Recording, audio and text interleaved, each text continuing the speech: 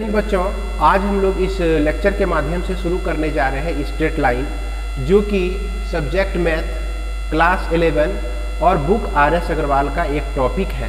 अगर आप अपने बुक में देखेंगे तो यह आपका 20वां चैप्टर है। इसे हम लोग 2D के नाम से भी जानते हैं, शॉर्ट में 2D, यानी कि 2 डायमेंशनल ज्योमेट्री, यानी कि कोऑर्डिनेट ज्योमेट्री भी इसको कह सकते हैं। कोऑर्डिनेट ज्योमेट्री, जिसको हम लोग हिंदी में निर्देशांक ज्यामिति कहते हैं।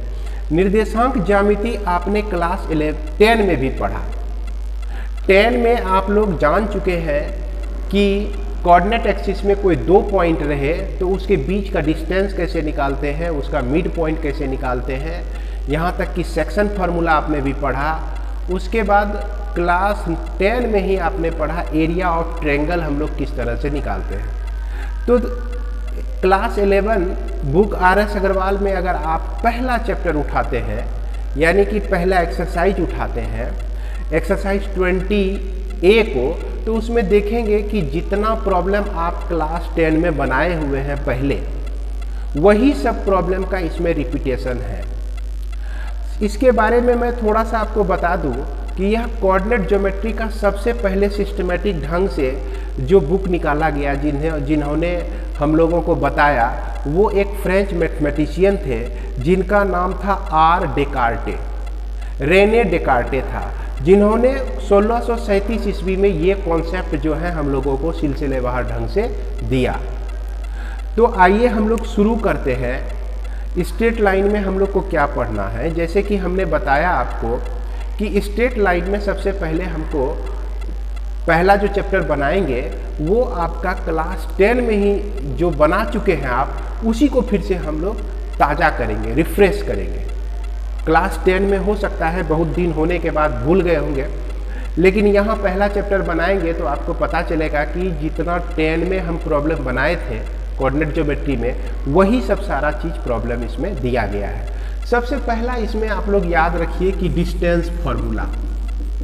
डिस्टेंस फार्मूला आपको याद होगा, यानी कि दूरी सूत्र। कोऑर्डिनेट एक्सिस में अगर 2 पॉइंट दिया रहे आपका A और यह पॉइंट B, इसका कोऑर्डिनेट x1 y1 और यह आपका x2 y2 रहे, तो इसका डिस्टेंस याद कीजिए AB हम लोग निकालते थे square root of x2 minus x1 का whole square plus y2 minus y1 का होल स्क्वायर। इस तरह से हम लोग निकालते थे डिस्टेंस। इसके बाद एक जानकारी और रखिए आप, अगर यहाँ पर x1 माइनस x2 का होल स्क्वायर भी कर दें, यहाँ भी हम y1 माइनस y2 का होल स्क्वायर कर दें, तो यह भी फॉर्मूला आपका मान्य है। बशर्ते ध्यान रहे कि अगर x1 माइनस x2 इधर किए हैं तो इधर भी y1 माइनस y2 ही करना है, y2 माइनस y1 नहीं कर दीजिएगा, तो ये फॉर्मूला तब कंफ्यूज हो जाएगा। जो भी है एक सिस्टमेटिक तरीके से आपको लेना है। इसके बाद हमने आप पढ़े होंगे एरिया ऑफ ट्रायंगल। अगर इसके बाद पढ़े होंगे सेक्शन फार्मूला, माफ करेंगे, सेक्शन फार्मूला पढ़े होंगे क्लास 10 में।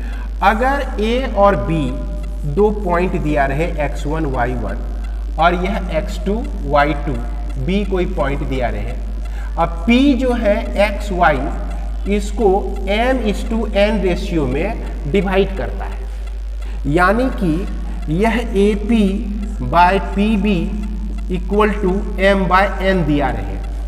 तो उस स्थिति में हम लोग इस P का कोऑर्डिनेट जो निकालते थे, किस तरह से निकालते थे याद कीजिएगा कि यह m इंटू x2, इधर का रेशियो लेंगे तो इधर का कोऑर्डिनेट लेंगे, m into x2 plus n इधर का रेशियो का टर्म लिए तो इधर का x1 ले लिए, n x1 by m plus n, और y जो निकालते थे हम लोग m y2 plus n y1 by m1 m plus n।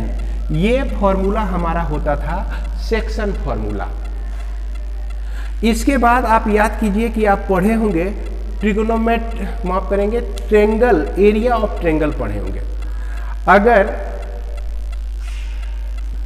Triangle का वर्टिसेस का कोऑर्डिनेट दिया रहे, वर्टिसेस का कोऑर्डिनेट दिया रहे, तो एरिया ऑफ ट्रायंगल जो होता है, एरिया ऑफ ट्रायंगल, जैसे ये आपका एक ट्रेंगल दिया है, कैसा भी ट्रेंगल, ए इसमें x1 y1, बी इसमें x2 y2 और सी इसमें x3 y3 इस तरह से दिया है।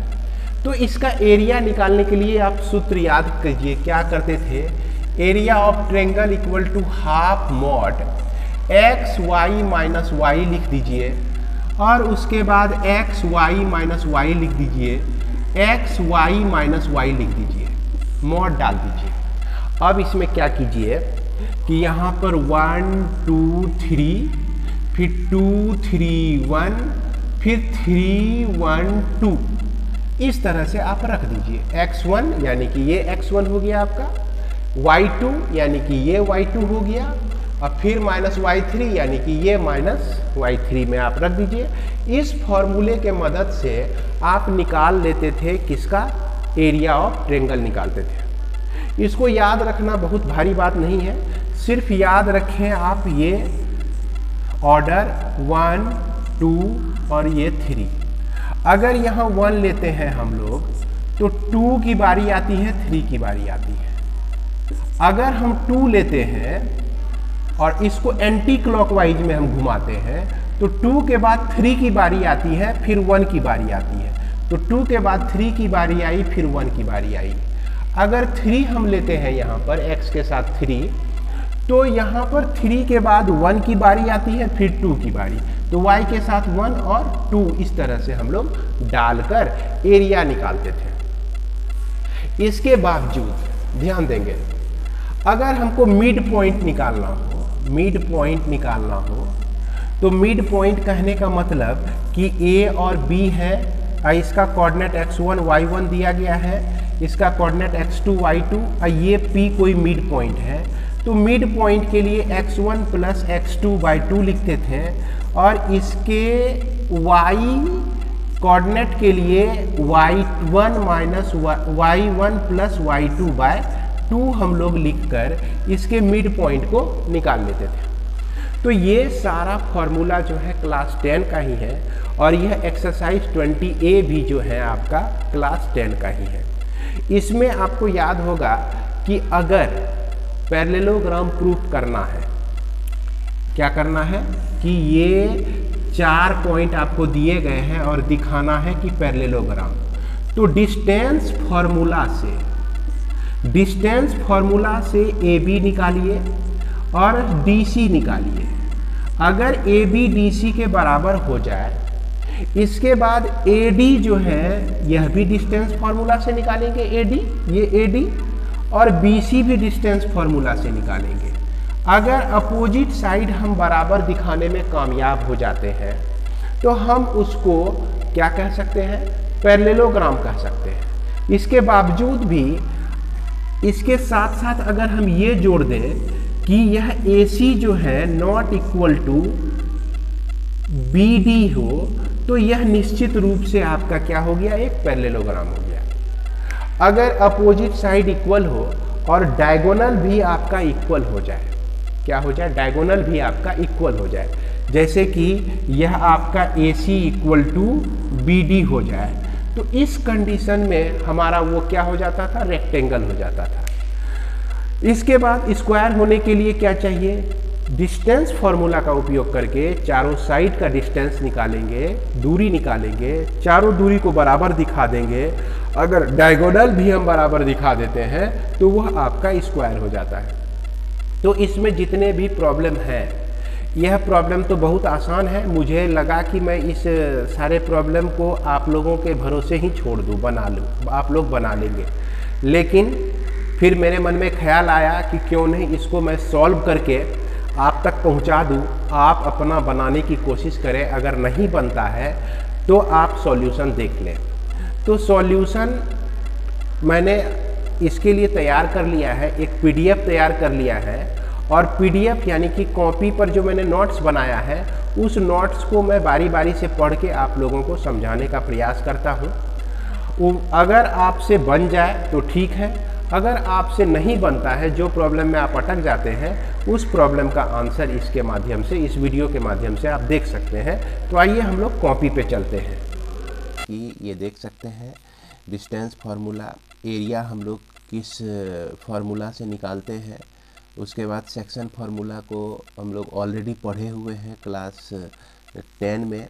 उसके बाद मिड पॉइंट के लिए क्या फार्मूला होता है, ये सारी जानकारी आपको पहले से है, लेकिन मैंने यहाँ फिर भी आप लोगों के लिए ये सारे प्रॉब्लम का सॉल्यूशन कॉपी में करके एक वीडियो के द्वारा आप लोगों के पास पहुँचाने का प्रयास किया है।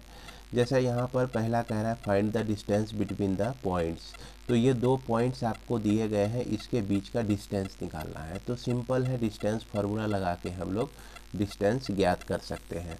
जैसे देख सकते हैं कि ये डिस्टेंस आपको निकालना है -8 -3 और -2 -5 के लिए।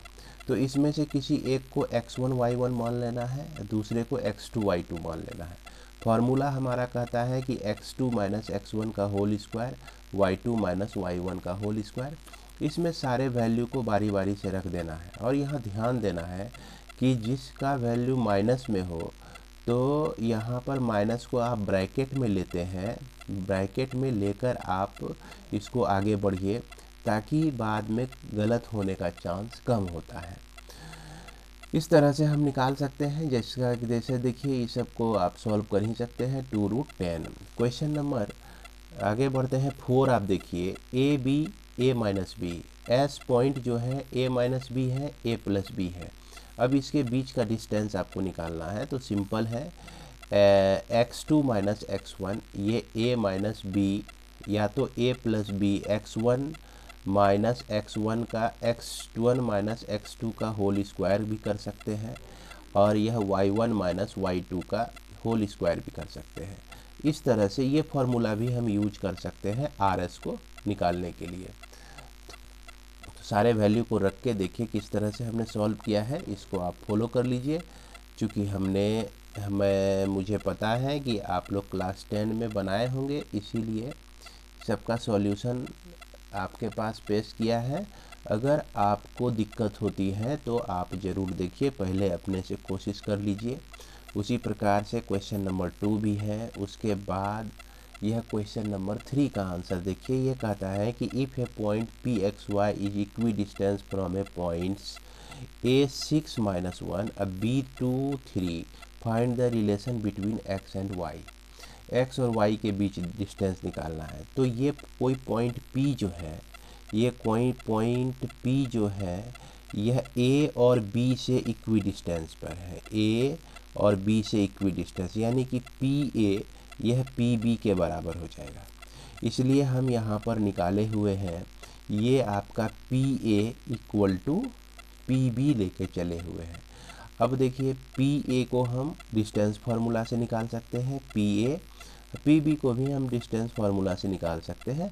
और इस तरह से देखिए आप सॉल्व करेंगे तो आपको यहाँ रिलेशन मिलता है x - y इक्वल टू 3, जो कि x - y - 3 इक्वल टू 0 हो जाता है। इसके बाद हम लोग देखते हैं क्वेश्चन नंबर 4। तो क्वेश्चन नंबर 4 देख सकते हैं, इसमें दिया गया है क्या कि find the point on the x axis which is equidistant from the point A and B। तो x एक्सिस पर किसी भी पॉइंट को जब हम लेते हैं तो वो हमेशा उसका y कोऑर्डिनेट जो होता है वो 0 होता है। इसीलिए x एक्सिस पर पॉइंट को हम PA0 हमने लिया हुआ है। अब देखा जाए कि इक्वी डिस्टेंस है, यानी कि A से P की दूरी, P से B की दूरी दोनों बराबर है, तो दोनों का स्क्वायर भी आपका बराबर होगा। अब डिस्टेंस फार्मूला का इस्तेमाल करके इसको सॉल्व कर लेते हैं। तो A का वैल्यू मिल जाता है। तो A चूँकि A0 है, पॉइंट का नाम A0 है, तो A का वैल्यू हमारा निकला हुआ है 3, तो इसीलिए 30 यह पॉइंट आपका हो जाता है। इसके बाद क्वेश्चन नंबर 5 पर ध्यान दीजिए, थोड़ा सा ये अलग हटके है। वो इसलिए कि find the distance between the point A x1 y1 and B x2 y2। तो A और B के बीच का डिस्टेंस हमको निकालना है, कब?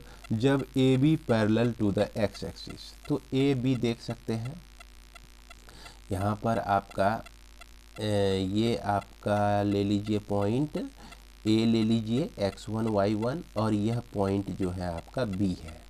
तो इसका डिस्टेंस निकालना है किसके? Parallel to x axis. तो एक्स एक्सिस जो है ये है हमारा, और ये पॉइंट का पोजीशन यहाँ है और ये पॉइंट का पोजीशन यहाँ है। देखिए एक्स एक्सिस ये है और ये पॉइंट का पोजीशन इस लेवल का है और इस पॉइंट का पोजीशन इस लेवल में है। तो हमको यहाँ पर मुख्यतः निकालना होगा, क्या निकालना होगा, ए आर निकालना होगा। ए आर निकालने के लिए हम जान रहे हैं कि यहाँ से लेकर यहाँ तक का डिस्टेंस जो है x2 है, और यहाँ से लेके यहाँ तक का डिस्टेंस ये आपका x1 है। अगर इसका डिफरेंस आप निकाल देते हैं, इसका डिफरेंस कर देते हैं, तो ये डिस्टेंस निकल जाता है ए आर। अब यदि कहा कि पैरेलल टू वाई एक्सिस, तो आपको यहाँ निकालना है बी आर निकालना है। तो बी आर जो कि पैरेलल है वाई एक्सिस के, जो आपका हो जाएगा y2 माइनस y1 हो जाएगा। अब यहाँ मॉड लेने का मतलब यही हुआ कि ये आप y2 माइनस y1 रहे या y1 माइनस y2 रहे। मॉड ले लेने का मतलब हुआ कि अगर निगेटिव आता है तो उसको पॉजिटिव में कन्वर्ट कर दीजिए, उसको आप पॉजिटिव में कन्वर्ट कर दीजिए। तो इस तरह से आप इस प्रॉब्लम को भी देख सकते हैं, इस तरह से सॉल्व किया जाएगा। इसके बाद हम लोग देखते हैं 6 नंबर। 6 नंबर में देखिए क्या कह रहा है कि a point on the X axis with abscissa -8 and B is a point on the y-x axis ordinate 15, find the distance between them। ये क्या कह रहा है, एब्सिसा मतलब कि अगर किसी पॉइंट को हम लिखते हैं एक्स वाई, तो पहले वाले को एब्सिसा कहते हैं और दूसरे वाले को हम लोग ऑर्डिनेट कहते हैं। जैसा कि आप लोगों को पहले भी बताया गया होगा, क्लास 9 में भी इसको बताया गया होगा, 10 में भी बताया गया। अगर नहीं याद है तो याद जान लीजिए कि पहले पॉइंट को एब्सिसा कहते हैं और दूसरे को हम लोग ऑर्डिनेट कहते हैं। तो एब्सिसा, और यह भी एक्स एक्सिस पे है। एक्स एक्सिस पे कोई भी पॉइंट होता है तो ए और 0 के फॉर्म में होता है, जैसा कि हमने ऊपर बताया। और वाई एक्सिस पर कोई भी पॉइंट होता है, point B on Y axis है ना, वाई एक्सिस पे है ये पॉइंट बी, ऑर्डिनेट आपका 15 है, तो B का पॉइंट हो जाएगा 0 15 और A का कोऑर्डिनेट हो जाएगा -8 0। अब इसके लिए डिस्टेंस फार्मूला का इस्तेमाल कर लेना है और बड़ी आसानी से इसको भी आप बना सकते हैं। उसके बाद हम लोग देखें क्वेश्चन नंबर 7 को देखते हैं।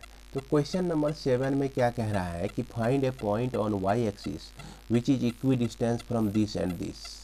तो वाई एक्सिस पर जो भी पॉइंट होगा वो ए 0 के फॉर्म में होगा। क्या होगा, पहला और एब्सिसा जो होगा उसका 0 हो जाएगा, ऑर्डिनेट जो होगा कुछ ना कुछ होगा। अब देखिए ए पी, ये डिस्टेंस और ये डिस्टेंस इक्वल है, तो यहाँ भी हम डिस्टेंस फार्मूला लगाएंगे -4 3 और 0 a के बीच, और 0 a से लेकर 5 2 के बीच भी डिस्टेंस फार्मूला लगाएंगे और इसको हम लोग सॉल्व कर देंगे। तो देख सकते हैं अगर आपको सॉल्यूशन में दिक्कत होगी तो आपके लिए सॉल्व किया गया है, मैंने सॉल्व कर दिया है। आप इसको देखकर भी प्रॉब्लम को सॉल्व कर सकते हैं। इसके बाद हम लोग देखें 8 number, using the distance formula so that the point this are collinear.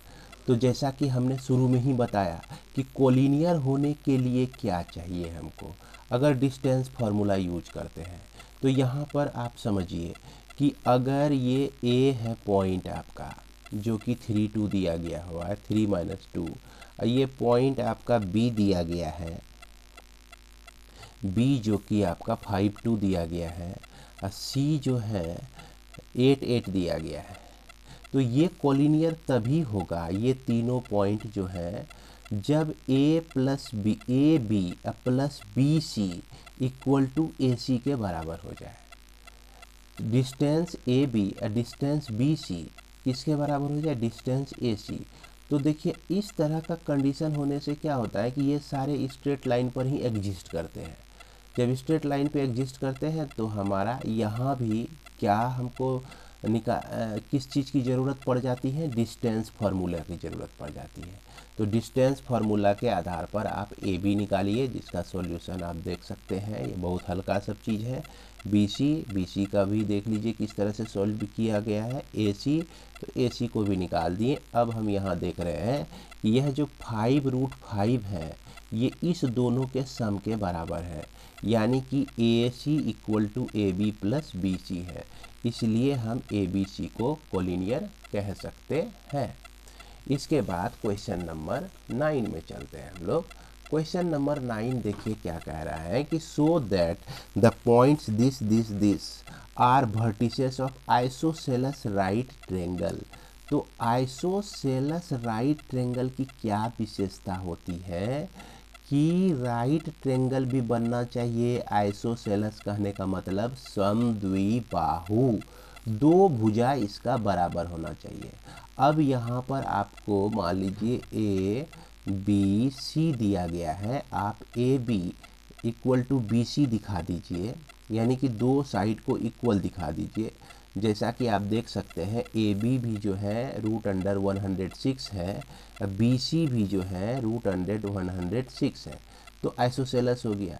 Right angle होने के लिए अगर यह पाइथागोरस थ्योरम को होल्ड करता है, पाइथागोरस कहता है कि A C square, A C का स्क्वायर बराबर A B square plus B C square अगर हो जाए, है ना, पाइथागोरस में यही कहता है कि यहाँ जो है ए सी का square equal to A B square जो बी सी स्क्वायर हो जाए, तो यह आपका राइट एंगल होगा। तो अब देखते हैं कि इसको भी यह होल्ड करता है कि नहीं, तो इसको भी होल्ड करता है।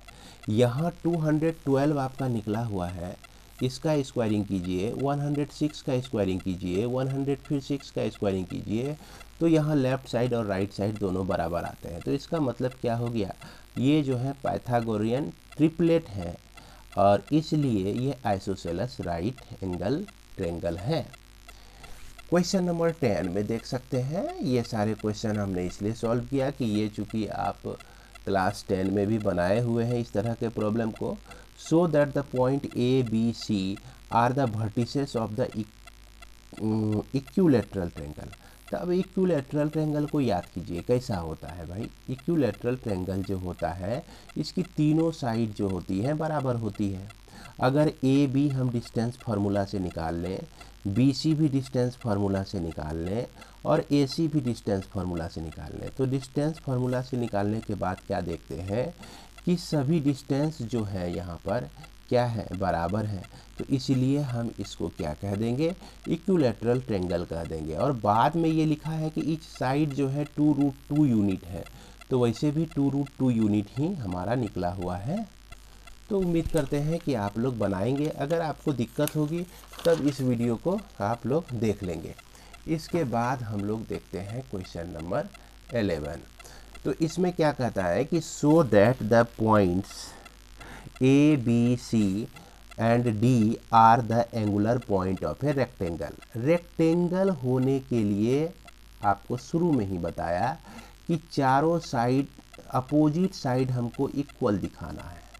तो देखते हैं कि इसमें A B, B C, A B निकालेंगे, बी सी निकालेंगे, सी डी निकालेंगे और ए डी निकालेंगे। तो इसमें से कोई दो साइड इक्वल होगा, फिर अगला कोई दो साइड, मतलब एक जोड़ा साइड जो है इक्वल होता है।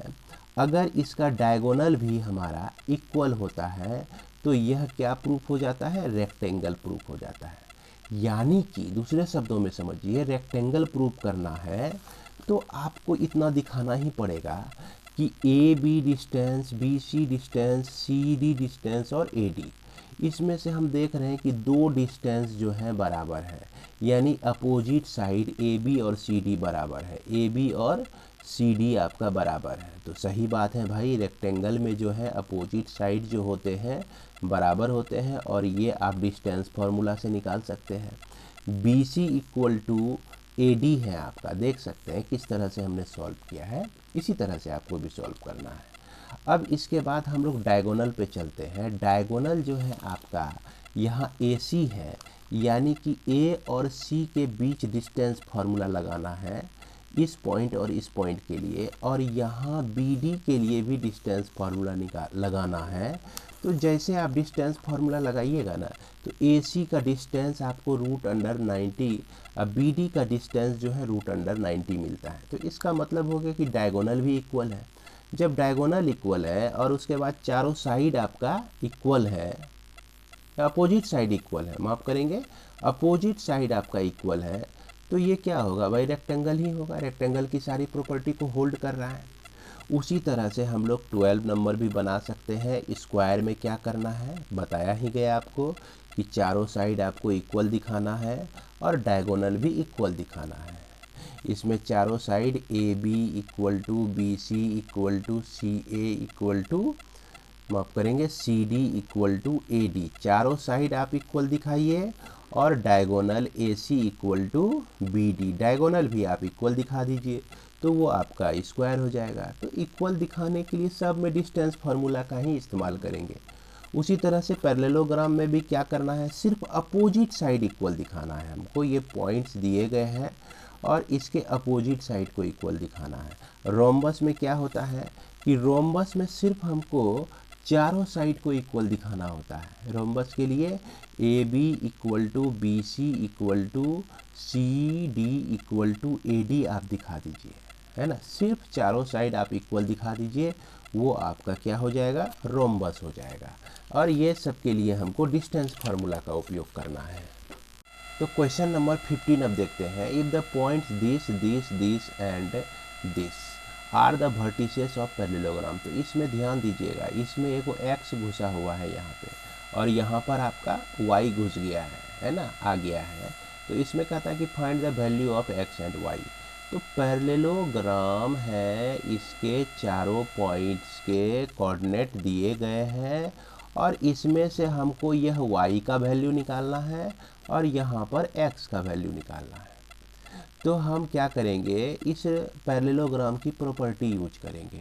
क्या प्रॉपर्टी यूज करेंगे कि पैरेललोग्राम की प्रॉपर्टी होती है कि डायगोनल जो है बाइसेक्ट टू ईच अदर, मतलब डायगोनल जो है एक दूसरे को समद्विभाजित करती है, बराबर बराबर भागों में बांटती है। यह OA, OC, OD और OD, ये इसके बराबर, ये लाइन जो है इसके बराबर। यानी कि अब दूसरे अर्थ में समझिए कि AC का मिड पॉइंट O होता है और BD का मिड पॉइंट O होता है। यानी कि O निकालने के हमारे पास दो रास्ते हैं, AC का मिड पॉइंट निकाल दीजिए और BD का भी मिड पॉइंट निकाल दीजिए, जो कि O ही होगा। हमने वही किया है। यहाँ देखिए AC का भी मिड पॉइंट निकाल दिया, चूँकि मिड पॉइंट ऑफ AC हमने निकाल दिया। मिड पॉइंट के लिए मालूम ही है फार्मूला क्या होता है कि दोनों को ऐड करके 2 से डिवाइड कर दिए। उसके बाद उसी तरह से BD का भी मिड पॉइंट हमने निकाल दिया। तो अब ये दोनों जो पॉइंट हमका निकला मिड पॉइंट, तो दोनों तो एक ही जगह को रिप्रेजेंट कर रहा है, O को ही रिप्रेजेंट कर रहा है। तो इसलिए इसका ये फर्स्ट एब्सिसा और इसका एब्सिसा दोनों बराबर होगा, इसका ऑर्डिनेट और इसका ऑर्डिनेट दोनों बराबर होगा। तो उसी को हमने यहाँ पे किया है, ध्यान देंगे, उसी को हमने यहाँ पर किया है और यहाँ x का वैल्यू और y का वैल्यू निकाल लिया है। यही हो गया आपका पॉइंट, है ना। पॉइंट ना कह के इसको आप x और y का वैल्यू कह दीजिए, है ना। x का वैल्यू अलग है, y का वैल्यू अलग है, तो इसीलिए ये पॉइंट ना लिखकर, है ना, x equal to 4 comma y equal to 2, इस तरह से यही हमारा आंसर हो जाएगा। इसके बाद हम लोग देखते हैं क्वेश्चन नंबर 16। तो कहता है कि find the area of triangle which vertices are given. तो बच्चों आपको पता ही होगा एरिया ऑफ ट्रायंगल के लिए फॉर्मूला क्या होता है, हाफ इंटू दिस। ये x1 लेते हैं पहले, y2 माइनस y3, x2 लेते हैं y3 माइनस y1 और x3 लेते हैं y1 माइनस y2। याद होगा आपको साइकिल रूल, है ना।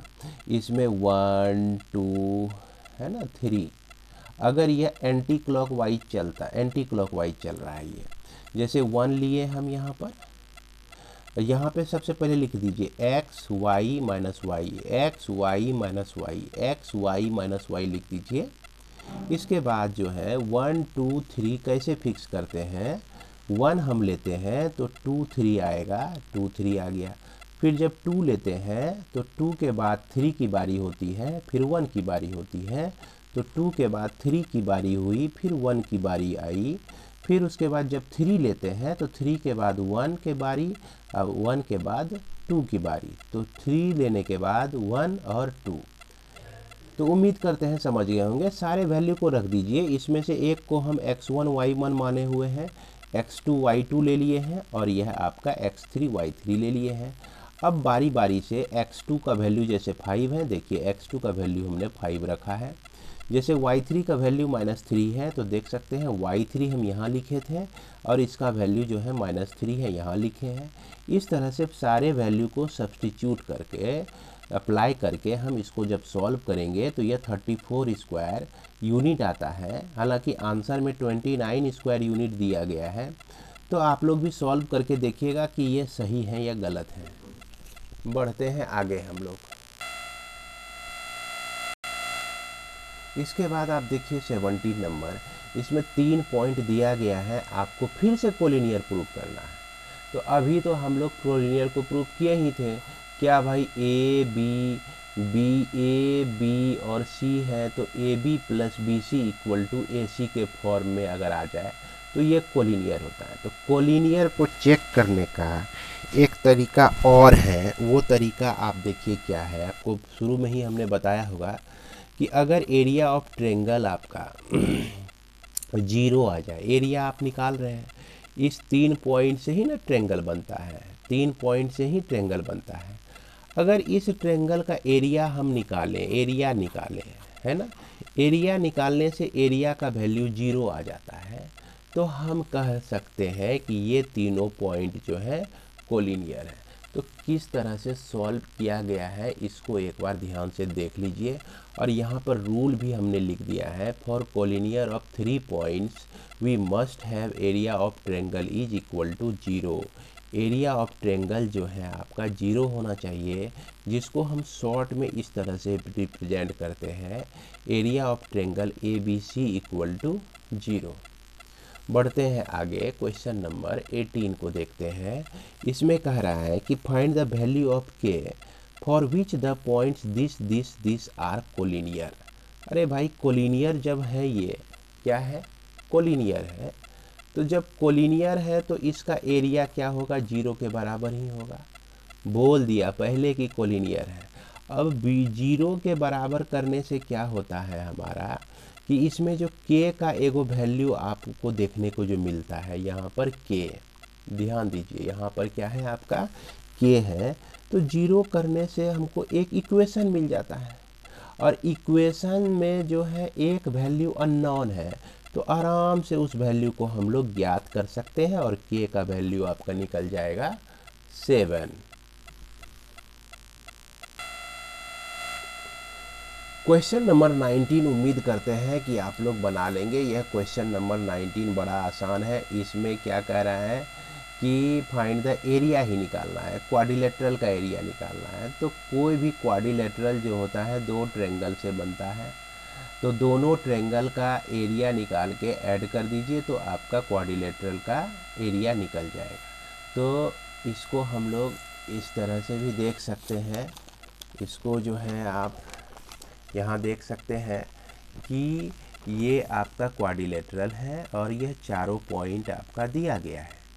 तो यहाँ पर हम देखते हैं कि अगर इसका डायगोनल ड्रॉ कर देते हैं तो ये देखिए एक ट्रायंगल बन जाता है। तो इसके वर्टिसेस 1 2 3, इस तीनों को यूज करके हम इसका एरिया निकाल लेंगे और फिर इस पॉइंट को इस पॉइंट को यूज करके इसका एरिया निकाल लेंगे और फिर दोनों का एरिया निकाल कर हम इसको ऐड कर देते हैं। क्या कर देते हैं, ऐड कर देते हैं।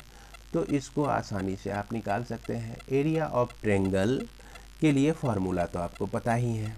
इसके बाद हम लोग देखें 20 नंबर को। तो 20 नंबर में क्या कहता है, find the area of triangle A B C, the mid point of the whose side A B B C and C A are D E और एफ। देखिए फिगर ए बी सी एक triangle है, इसका mid point दिया गया है, ये D जो है ना 3 - 1 ये मिड पॉइंट दिया गया है, ए बी का मिड पॉइंट। और यह जो आपका ई देख रहे हैं ई, यह बी सी का मिड पॉइंट दिया गया है। और यह जो एफ देख रहे हैं यह एफ जो है ए सी का मिड पॉइंट दिया गया है। अब याद कीजिए क्लास 9 में पढ़े होंगे, मिड पॉइंट थ्योरम भी पढ़े थे। मिड पॉइंट थ्योरम के आधार पर आप प्रूफ किए थे कि ये एरिया है ना, ये जो होता है हमारा एक पैरेललोग्राम प्रूफ हो जाता है। अब पैरेललोग्राम का जो डायगोनल होता है वो बराबर एरिया में विभक्त करती है पैरेललोग्राम को, दो ट्रायंगल में। तो यह 4 जो है 1 के बराबर हो गया। अब यहाँ भी एक पैरेललोग्राम बन रहा है, ये आपका क्या कहते हैं डायगोनल हो गया। तो यह 4 जो एरिया है यह 2 एरिया के बराबर, यह 4 जो है 3 एरिया के बराबर। इसका मतलब हुआ कि यह 1 2 3 4 ये चारों एरिया आपस में बराबर होते हैं। इसीलिए हम यहाँ पे लिखे हुए हैं area of 1 2 area of 3 area of 4 ये चारों आपके बराबर होंगे। अब यदि हम पूरे का एरिया देखें तो इसको हम 4 × एरिया ऑफ 4 लिख सकते हैं। क्यों कि अगर area of triangle A B C लें तो हम यहाँ लिख सकते हैं area of 1 plus area of 2 plus area of 3 plus area of 4। चारों का एरिया ऐड कर देंगे तो ट्रायंगल ए बी सी का एरिया निकल जाएगा। अब चारों एरिया जो है 4 के बराबर है, यह 1 भी 4 के बराबर है, यह 2 भी 4 के बराबर है, 3 भी 4 के बराबर है। अब 4 को तो 4 को बराबर होना ही है, तो इसीलिए सब बराबर है तो 4 × एरिया 4 लिख सकते हैं इसको। अब क्या करेंगे हम लोग 4 × area of D E F निकाल देंगे। 4 का एरिया निकालने के लिए यहाँ पर वर्टिसेस देख रहे हैं, यह DEF है और इसमें तीनों कोऑर्डिनेट हमको मिला हुआ है। तो जब कोऑर्डिनेट मिल गया तो फॉर्मूला तो हमारे पास है ही एरिया निकालने का, तो बड़ी आसानी से हम 4 को अगर इससे मल्टीप्लाई कर देते हैं तो एरिया ऑफ ABC हमारा निकल जाता है। तो इस तरह से हम सॉल्व कर सकते हैं जैसा कि आप देख सकते हैं। इसके बाद हम लोग देखते हैं क्वेश्चन नंबर 21 देखते हैं। इसमें कहता है कि find the coordinate of the point who divides the joining this and this in the ratio this. तो बहुत सारा क्लास 10th में इस तरह का बहुत सारा प्रॉब्लम आप बनाए हैं, सेक्शन फार्मूला है ना। और यह सेक्शन फार्मूला को हम लोग हिंदी में कहते हैं विभाजन सूत्र। विभाजन सूत्र पे आपने बहुत सारे प्रॉब्लम बनाए हुए हैं। विभाजन सूत्र में आपको याद होगा ये formula x = mx2 + nx1 m + n। y के लिए हम इस फार्मूला का उपयोग करते हैं। अब ध्यान से यही देखना है कि यह 2:3 जो है यह m/n है, यानी कि m का जो वैल्यू है 2 है और n का वैल्यू यहाँ पर 7 लेना है। और पहले पॉइंट को हम x1 y1 मान लेते हैं और दूसरे पॉइंट को x2 y2 मान लेते हैं।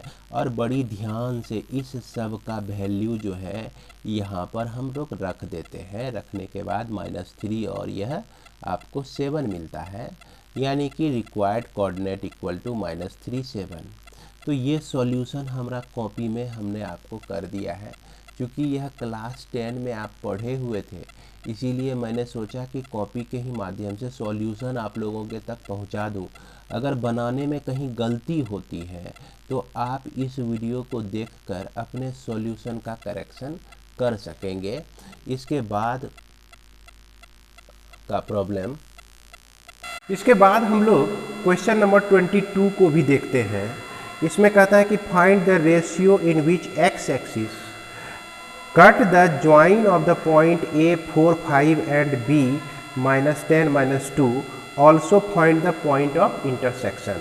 तो इसमें देखा जाए कि A और B जो है दिया गया है, A आपका 4 5 और B जो पॉइंट दिया गया है यह -10 और -2 दिया गया है। और यह x एक्सिस को कट कर रही है। किसको कट रही है? x एक्सिस को कट कर रही है। तो x एक्सिस पर कोई भी पॉइंट आपको याद होगा कि उसका ऑर्डिनेट जो होता है वो 0 होता है। तो मान लीजिए P पॉइंट से होकर x एक्सिस जा रही है तो इसका ऑर्डिनेट 0 हो गया, यानी कि इस पॉइंट को हम A0 से डिनोट कर सकते हैं। अब यहाँ पर आपको निकालना है इसका रेशियो। मान लेते हैं कि यह λ:1 रेशियो में डिवाइड करता है। याद कीजिए λ:1 ही मानते थे हम लोग। अब हमको निकालना है यहाँ पर A, तो इस A को हम लोग λ × -10, तो -10 λ, 1 × 4 तो +4/λ+4 लिख सकते हैं। और इस 0 को हम लोग क्या लिख सकते हैं भाई, दूसरा ऑर्डिनेट को λ × -2 तो -2λ, और 1 × 5 तो +5/λ+5। इसी को हम लोग सॉल्व कर देते हैं। λ+1 0 से मल्टीप्लाई होके क्या हो गया, 0 - 2λ+5, देयरफॉर λ आपका मिल जाएगा 5/2 मिल जाएगा। क्या मिल जाएगा, 5/2। यानी कि इसको 5:1 रेशियो में डिवाइड करता है। कौन सा पॉइंट, यह पॉइंट P, जिससे होकर x एक्सिस गुजर रही है। इसके बाद अब हमको निकालना तो है A का वैल्यू। लैम्डा का वैल्यू देखिए, अगर इसमें रख देते हैं तो A का वैल्यू आप ज्ञात कर सकते हैं। तो लैम्डा का वैल्यू यहाँ पर रखते हैं तो -10 × 5/2 लिखिए, +4/5/2 +1, तो यह 5 बार में कट गया, तो -25 + 4, ये देखिए इसको जो है आप लिख सकते हैं 7/2 लिख सकते हैं, -21/7, और यह 2 आपका ऊपर चला गया, तो यहाँ 7 3 जा 21, तो -6 निकलता है। तो इसलिए यह जो पॉइंट हो जाएगा -6 और 0 हो जाएगा, यानी कि -6 और 0 यही आपका रिक्वायर्ड पॉइंट हो जाएगा। इसी को कहिए आप आंसर कहिए।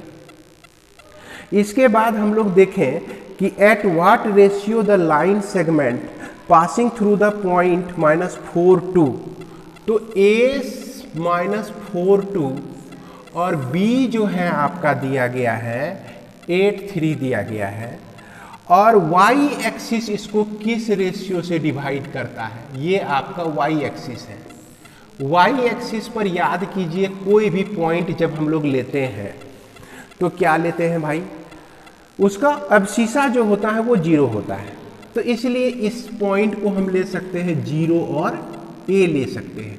अब 0 और A जो है इसको λ:1 रेशियो में अगर डिवाइड करती हो, तो याद कीजिए इस 0 को हम कैसे निकालेंगे, λ × 8 λ, +1 × -4, तो यहाँ -4/λ+1, ये आपका वैल्यू हो जाता है 8λ - 4 = 0, देयरफॉर λ = 4/8 = 1/2, यानी कि λ:1 ये आपका हो गया 1:2 हो गया।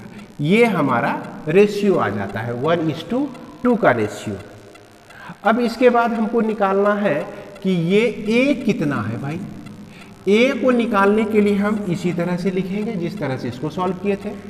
A को निकालने के लिए λ × 3 लिखेंगे तो 3λ हो जाएगा, 1 × 2 लिखेंगे तो +2/λ+1, तो 3 × 1/2 +2 /1/2 +1, तो ये आपका हो जाता है 3/2, यानी कि 3 + 4/2/1 + 2/2, ये 2 आपका कैंसिल हो गया, तो 7/, आपको मिलता है 3। क्या मिल जाता है, 7/3। तो इस तरह से यह जो पॉइंट हो गया आपका 0 और 7/3 हो गया। तो बच्चों अभी तक आप लोग जितना भी प्रॉब्लम बनाए, ये सारा प्रॉब्लम, इस टाइप का जितना भी प्रॉब्लम था, सब प्रॉब्लम आप क्लास 10 में बना चुके हैं। अब जो हम लोग का 20B शुरू होगा वो आपका स्लोप ऑफ ए लाइन से शुरू होगा, जो आपके लिए भी नया है, और यह एक्सरसाइज जो है नया टॉपिक आपको सिखाएगा यहाँ से। तो चलिए अब हम लोग अगले वीडियो में देखते हैं, पढ़ेंगे स्लोप ऑफ ए लाइन। तब तक के लिए धन्यवाद, जय हिंद।